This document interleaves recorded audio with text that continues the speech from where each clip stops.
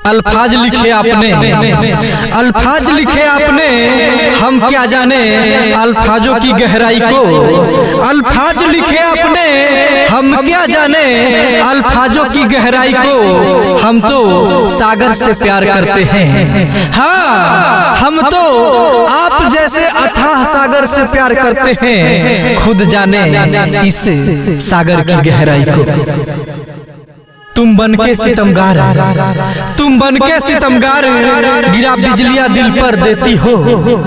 तुम बन के सितमगार, गिरा बिजलियां दिल पर देती हो। जिद हमारी है ले जाएंगे, जिद हमारी है ले जाएंगे तुम्हें दुल्हनिया बनाकर।